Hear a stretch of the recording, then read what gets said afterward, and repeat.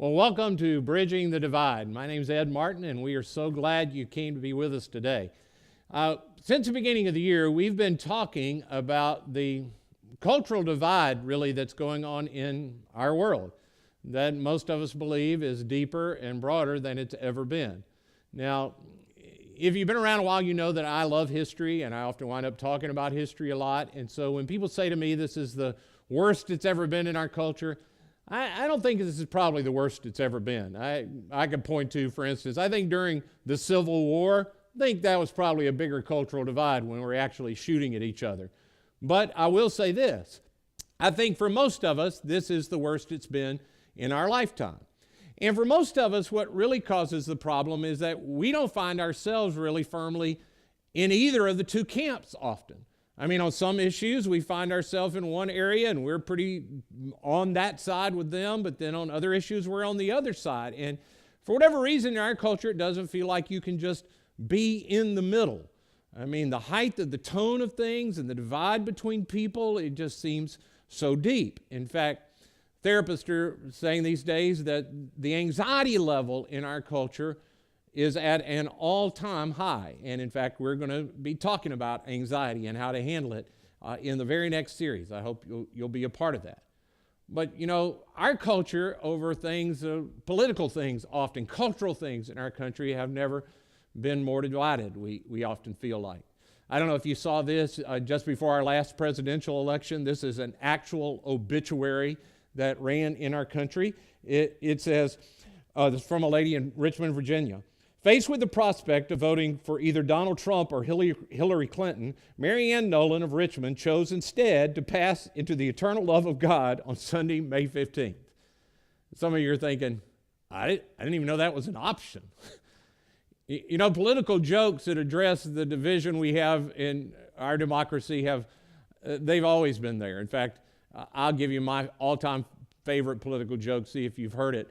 The leaders, not just the leaders, but all the people in Congress from both parties, they go on a cruise to try to work everything out that's going on, that's divided in our government. While they're on the cruise, they wind up, the boat begins to sink. The question is, who gets saved? Well, the United States of America gets saved. That's who gets saved when the politicians all sink. But in this series, Bridging the Divide, we haven't been telling each other political jokes to make ourselves feel better about what's happening. Instead, we've been talking, well, really to ourselves, to followers of Christ who wind up in churches like this, who wind up where we are, talking about what is our responsibility in the midst of the cultural divide that's going on. And what we've been saying is there's some things that God expects from followers of Christ that this is our opportunity. It's our chance to be what God has always called us to be. And you may not know this because often, again, in our culture, followers of Christ don't look this way, but when Jesus originally described what the community of people who followed him would look like, he described it this way. And I'm going to read to you a passage that I've read the very first week of this series and that we've included every week. Here's what he said. You are the light of the world. A city set on the hill cannot be hidden. No one lights a lamp and puts it under a bowl. Instead, they put it on a stand so it'll give light to the whole house. He said, in the same way, let your good deeds shine before them. Let your light shine before others that they may see your good deeds and glorify your Father in heaven. Jesus' desire for his followers has always been that they would have good that was true about them, that everyone could see in them, and when they saw it, they'd give glory to God in heaven. So in this series, we've been reminding each other of the good that's supposed to be true about followers of Christ with every person, always. So we said, hey, we should respect everyone, always. We should honor people, every one of them, always. We should serve everyone, always. And today, I want to talk to you about another of these everyone, always kind of traits. And this one is a real game changer. Once when Jesus is trying to tell his guys what his personal mission was, when he's saying to them, hey, if you ever wonder about why I came and what I'm here to do, he said, here's what I came for. I came to seek and to save that which is lost. He said, you ever wonder what I'm for? I'm here to make sure every person knows that they are loved by their Heavenly Father and that they can be reunited to Him. That's why I came. Well, eventually at the end of His life, after He's been crucified and then resurrected, and He's back with these disciples again that He said that to, He said, so here's what I want you to do. I want you to go into the world, and I want you to make disciples. I want you to go everywhere and tell everybody of what I've done, that the Father is for them and that I've come for them to bring them back to God. Well, we know historically that the way those followers understood what He said was, they understood that Jesus meant, hey, you need to go get on boats, and you need to get on horseback, and you need to walk until you're just about to drop, and you need to go everywhere you have an opportunity, and you need to tell everybody about what God has done in Jesus. Later, there's a follower of Jesus, a guy named Paul, who begins to follow Jesus, and he winds up spending a lot of his time in prison. Now, he's not there to visit the prisoners. Paul actually did time in prison because following Jesus was illegal. And when he's in prison, he's just about ready to get out, and he's asking people, friends of his in a place called Colossae, to pray for him when he gets out.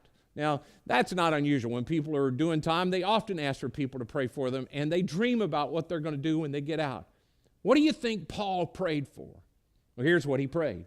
He said, pray that God would open a door for the message so that when I get out, I can present Christ to everyone, everywhere, that the message will go forth.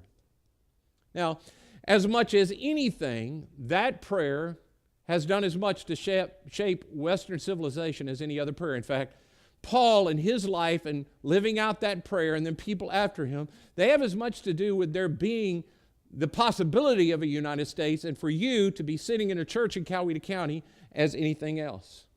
It was the idea of that prayer, people sharing that eventually came to me and changed my life. When I was just a young man and I had done everything I could to live my life my way, doing what I wanted to do, and I didn't care who got hurt. And who generally got hurt, mostly who got hurt, was me. And when I had gotten to the point where I'd almost lived my life in a way where I'd almost destroyed myself and everybody who loved me, there were some people who got around me, and they respected me, and they honored me, and they served me, and they loved me enough till eventually they made clear to me that there is a God who wants you to call Him Father, and you have not done too much, and you have not gone too far that you can't come back to Him. Well, I still remember a few months after I'd made that decision and I'd begun to follow, and my life had begun to get on track, and everything had begun to change for me once I began to follow Jesus, that the thought hit me. The greatest gift that anybody can give anyone else is to tell them about their Father's love for them, that they can get reconciled with God. And so I regularly remind myself, everybody you know, every person you look at, their life would be better off if they were following Jesus. I regularly am trying to coach myself and remind myself, anyone I meet, if I can get ego off the throne of my life, if I can help them get ego off the throne of their life, whatever self-destructive thing is destroying their relationships, destroying their life, keeping them from living the life that God wanted, if God were at the center of their life, every single person would be better off. It's what I try to remind myself regularly. And I would say this, if we're going to bridge the divide, if the divide in our culture is ever going to get bridged, it's going to be because one life at a time, one heart at a time, one person at a time, Jesus gets placed on the throne of people's lives, and the church begins to bridge the divide. Hold on to that for a minute. I want to take you to a story that's in the older part of the Bible. This is found in a book called 2 Kings, and this account takes place a few hundred years before Jesus actually comes on the scene. And the scene we're going to step into that's told us in 2 Kings chapter 7, it's right in the middle of ancient warfare. Now, when generally people think about ancient history and ancient warfare, they think about the kind of things you see in TV and movies where there's shields and swords and helmets and armor and all of that, and there's sword fights and that kind of thing. And there was that kind of armies going head-to-head and hand-to-hand combat. But generally, when it would come right to the end, when a foe was going to be totally defeated, that wasn't the way it took place. Most of the time, what would happen is when you get to the place that you knew you were going to be attacked, if you were close enough, you would retreat into your fortifications, and you would battle from behind your fortifications instead of hand to hand. Well, the other army's job then was to do what was called laying siege. And in a siege, your job was to surround the city, surround the fortifications, and literally cut off all the supply lines. And you were getting a stranglehold on the city. You were going to starve them into submission. Well, this account that I want to tell you about, it happens right in the middle of a very long siege that's gone on long enough that people are really hungry and really desperate. Here's how desperate the biblical writer, the picture he paints to let us know how desperate they've become. People have begun collecting dove's poop. They've collected dove's poop, and the reason they're collecting this bird poop is so that they can sell it to people who will then pick the grain out of the dove's poop, and that's what they're living on. But some people couldn't afford the dove's poop, so it actually was more desperate for them. And the writer lets us know that some people have gone to cannibalizing their own children. People are so desperate and so hungry that they're eating their children. Well, into that kind of scene, there are these four guys. They're four lepers. Now, if things are bad in the city for people who are healthy and they're cannibalizing their kids and eating bird poop, for lepers, it's even worse.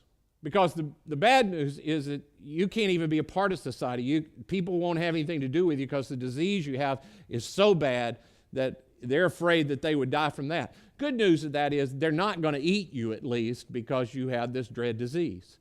Well, they're sitting in the city gate. They're part of the rest. They can't go into the houses, can't be around people, but they're in the city gate.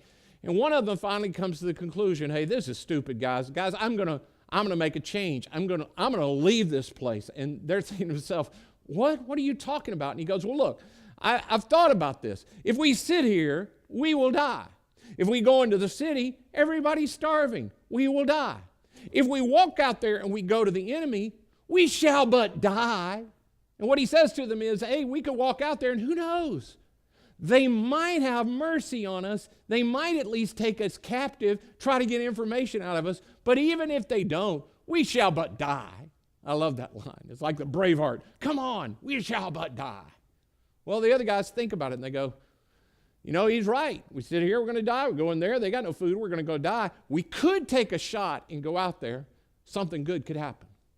Well, they take off, and slowly, I bet at first, they start walking out. They're trying to figure out what's going to happen. They're expecting to be shot at any moment. They just keep inching closer and closer. Finally, they make it all the way to the camp, and lo and behold, when they get there to the camp, all the tents are empty. Nobody's in the camp.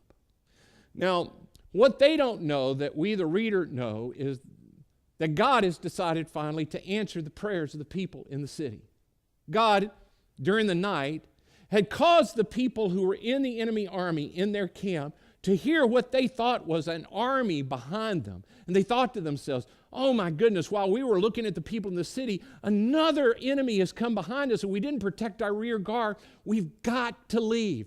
So they just bolted out of the camp and they left everything behind. They left their clothes behind. They left the food behind. They left the tents behind. They left the iPods and the flat panels behind. Everything got left behind. Well, here come these lepers into the camp, and everything's there. Food's there, clothes there, the riches, they're all there. What do you think the lepers did? Well, they did what you'd do. I mean, you haven't eaten for a long time. You see all this food.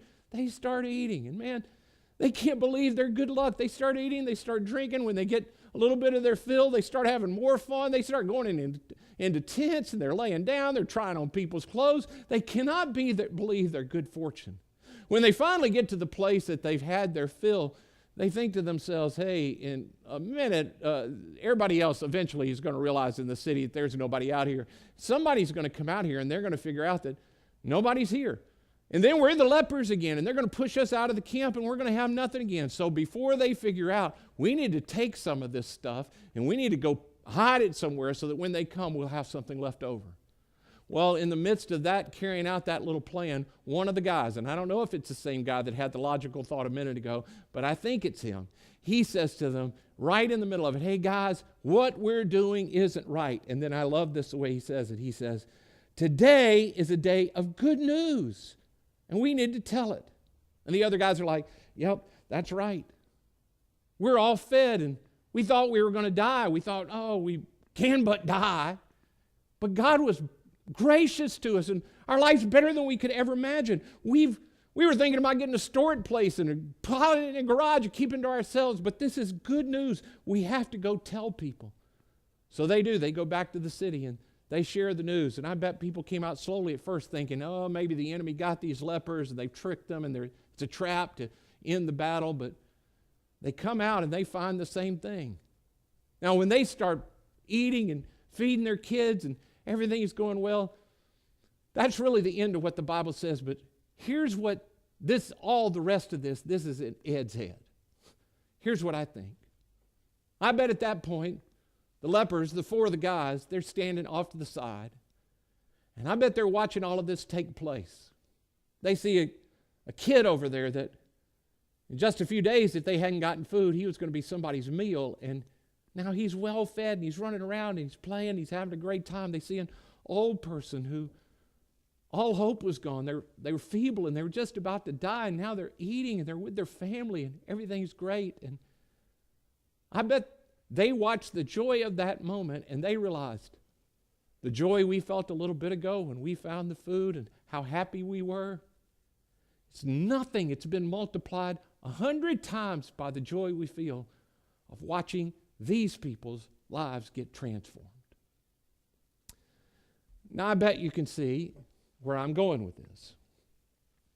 There comes a point in the life of a follower of Christ where at some point you turn a corner in your life and you decide, I'm going to be the kind of person, I'm going to pray for open doors like Paul did, and as often as I can, I'm going to let everyone know about the good news of what God can do in their life and that God is for them. And when that happens, here's what I predict. There's going to come a point where you're going to have shared with somebody, and somebody you have talked to, you're going to be standing back in a room like this or somewhere, and that person's they're going to begin to follow Christ, and they're going to be being baptized, and in that moment, you're going to have the realization that those four lepers had standing on the side. You're going to think to yourself, the joy I felt when Christ was on the throne of my life and my life began to change is nothing compared to the joy I feel in getting to be a small part in presenting Christ to somebody and watching their life get changed. And I'm telling you, folks, when you don't keep the good news to yourself, when you decide to intentionally share, when you present Christ to everyone, always, you realize it's the greatest thing that you can give another human being, and everyone's life really would be better. And at some point, you're going to come to realize that the divide that is in our culture is only ever going to get solved when we present the love of Christ to everyone always, and their hearts and lives get changed one person at a time, one life at a time. The question is, what is it that keeps that from happening? Why is it that doesn't always happen? Well, I'll tell you, I don't think it's that hard to figure out.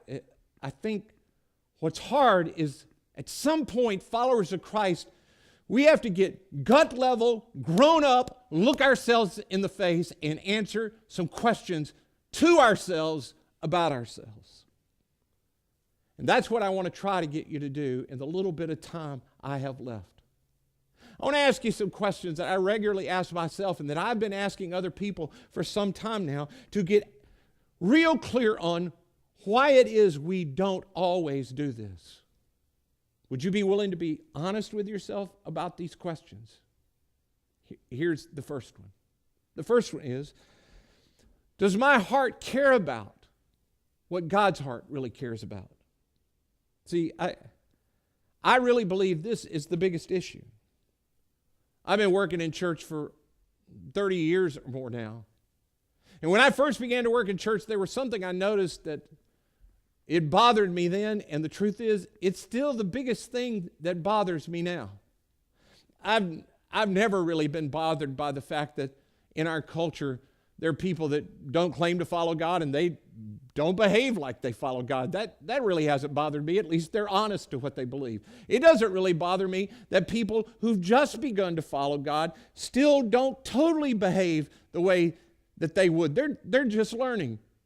The problem that's always been for me is it's been the cold-hearted judgmentalism that often is evident in people who say they followed Jesus for decades, for a long time. It's people whose heart is clearly not for what God is for. It's people who say they would follow Jesus, but their heart does not beat fast for what Jesus said his heart would beat fast for. I believe the most important issue that many of us face when it comes to becoming the city on a hill, a light that shines so people would see our good works and give glory to our Father in heaven, they'd be drawn to Him. The biggest issue in our culture is that too many followers of Christ, we have a heart problem. You know who has a heart problem? I do. Not all the time.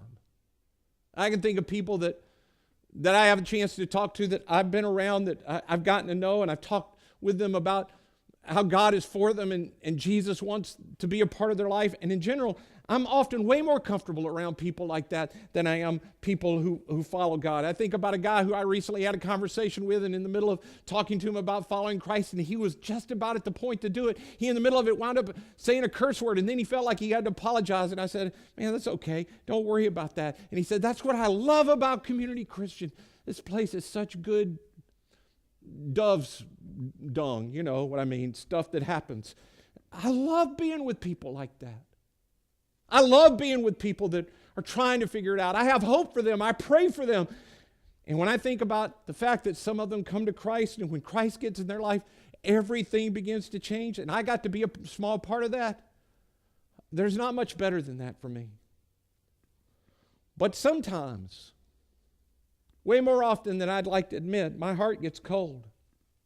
And sometimes it's way too easy for me to say in my own little comfort zone and hang out with people that think like I do and behave like I do and not take a risk and not exert the effort and not be disappointed that people don't listen and go to the inconvenience of sometimes sharing with people who might not even be that interested. I just want to stay in my comfort zone because I have a heart problem. My heart doesn't beat for what God's heart beats for. And maybe you have one too. It's real important that you know that if you have a heart problem, you can't do much about it if you don't admit you have a problem. If you never admit it, you're never going to follow Jesus the way that He wants you to follow. So maybe your next step is, and we've outlined this for you on the back of your connection card, maybe you need to begin to pray that you would own your heart condition. One of the greatest promises in the Bible is that God says through an Old Testament prophet, I'll take away your heart of stone and I'll give you a heart of flesh. I'll give you a heart that's warm, a heart that's soft, a heart that beats for the things that God's heart beats for. Maybe you just need to begin by confessing that you have a heart that's more about you and people like you and people that act the way you want to, and your heart is not for people who are different than you, people who are far from God. Maybe you need to ask God to soften your heart. I know God will answer that prayer. He promised that He would. The second question is, do my feet go where Jesus' feet went? Well, where is it that Jesus' feet took Him? Well, Jesus' feet took Him to be with people who were far from God all the time. His feet took Him places that a religious leader, a good religious person in His day would never go. Jesus went to parties and He went to the home of people who were far from God, notorious sinners and tax collectors. He hung out with prostitutes. He touched lepers. Jesus was around people that everybody else wanted no part of. And Jesus' feet and going those places, it got Him in serious trouble. Now I think the problem is for most of us who have been followers of Christ for a while is we hear these stories about Jesus, of how His feet took Him to people like that. And because we've heard them so much, they lose the sting. You forget the fact that when it says Jesus hung out with prostitutes, He really did hang out with people who sold their body for sex. They were people who were bringing down the moral values of their culture. They were those people. When it talks about Jesus hanging out with a tax collector, that means Jesus really was hanging out with people who would step on the flag of the soldiers who loved it. It really was people who they felt like had been traitors to their country and stood against all the things that they would count as patriotic. They really were those people that everyone turned against. Jesus was for them. He brought them in and chose them to be his followers. You know, when Jesus is called a friend of sinners, we think of that as such a great nickname because we think of ourselves as being the sinner and we want him to be our friend. But it wasn't intended to be a cool nickname. It was given as a name of derision. It was meant to sting. There was hostility in it when he said it. Jesus, friend of sinners. Jesus was with them and he loved them and he hung out with them. And the religious people of his day hated him for that. They didn't understand why his feet would constantly take him to where those people were. But of course, Jesus was just living out the prophecy that God had said in the Old Testament when he said, how beautiful are the feet of those who bring good news, who proclaim, your King, your God reigns. Jesus' feet were beautiful because they led him to people who were far from God. So much so that one day a woman who was a prostitute, I take it, who Jesus had told that she'd not gone too far, that God was still for her. She'd been so moved by what he said to her that she fell at his feet and she washed his feet with her tears and she dried them with her hair. You and I have got to have feet like Jesus had if we're going to take this everyone always, to everyone present Christ. We've got to agree that we're going to have to get out of our holy huddle. Or we've got to get beyond people that are like us and think like us and do like us. Otherwise, we're going to live in some little religious ghetto where everybody already believes what we believe. Now, let me say, for most of us here, it doesn't even mean we're going to have to go anywhere new or do anything new.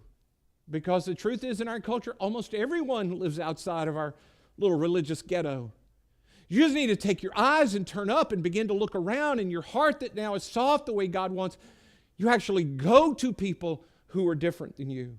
It means that in the places you already go with your kids at soccer practice or baseball practice or swim practice or wherever you are, you're actually building relationships with people that you don't already know. And that you're beginning to get to know them, and you serve them, and you honor them, and you respect them, but you're with them. It's like a guy I heard that recently brought somebody to church sometime back. He brought a guy because he was at the gym and he saw the guy had a t-shirt on for a band that's not a Christian band. And he said to him, hey, my church just played a song by that to open our service. And the guy goes, church. And it opened a whole other kind of conversation. It'll look different for everybody, but it really is possible that you could get outside of yourself and your eyes could go up and your heart that's soft for people, you begin to present Christ in every situation if your feet will take you where they are. In addition to Jesus' heart and his feet, we're going to have to ask ourselves, am I persistent the way Jesus was? Do I have Jesus' kind of courage? And one of the stories that Jesus tells about what it's like to be a part of his kingdom that I love, he says, when you're part of my kingdom, it's like a sower that goes out and sows seed, and you're sowing seed, and some of the seed, it falls on hard ground, and it doesn't produce anything, and some of it falls on rocky soil, and it springs up quick, but then when the sun comes out, the problems come, it beats it down, and some of it falls among weeds, and it just chokes it out. At which point, if you were the one sowing the seed and you're trying hard and you're where people are and you're throwing out the seed and you're trying to present Christ, you just get discouraged because there's nothing coming from it. But Jesus said, the sower just keeps on sowing.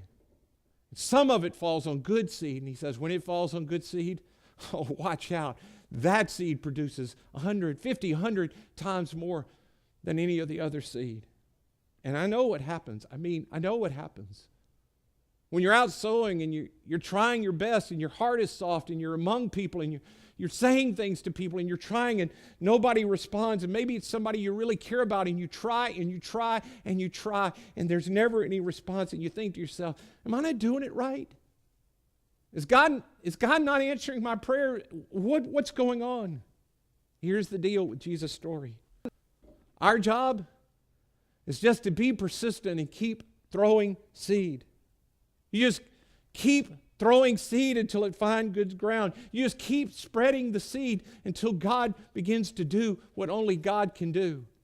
I recently heard the story of someone who had taken those little invite cards we have, and every week she would take it and she'd give it to a friend of hers who she really wanted to see him come, and she'd give it to him week after week. For years she gave it to him until finally he had a stack, and eventually he came. But you just don't quit sowing seed. Because maybe the next one, maybe that's the one where the person responds. We need Jesus' heart and we need his feet, and we've got to have his courage. And I want to ask you, would you just take a minute and really figure out which next step you as a follower of Christ need to take? See, every week we have these connection cards and we ask you to put your name in a way we can contact you, and we say we'll pray for you, and we will. But this week I'd like you to notice on the back we have these next steps, and would you, if you're a follower of Christ, would you honestly answer these questions, and we want to pray for you about which step you need to take in bridging the divide in our culture by presenting Christ to everyone, always.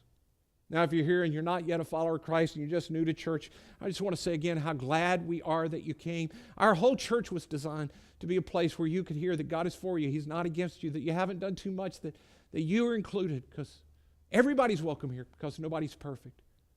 And you just put that card in. We'd love to just pray for you, and we'd love to have you back. Now, what I want to do is I want to close by giving just a moment for followers of Christ to consider what their next step is, and then I want to pray for you. Would you bow with me? Father,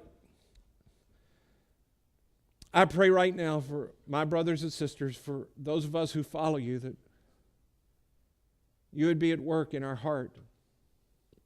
That you would take our hearts that get stony at times and cold toward people and begin to blame other people for the problems that exist, instead of doing what you've asked us to do, to respect and honor and serve and to present Jesus at every opportunity. Would you soften our heart?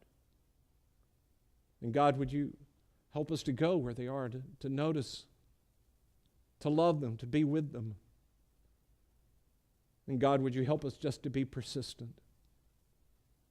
Thank you for bringing us together. Thank you for your love, for how often you came to us, how persistent you were, that you never gave up on us. In Jesus' name I pray. Amen.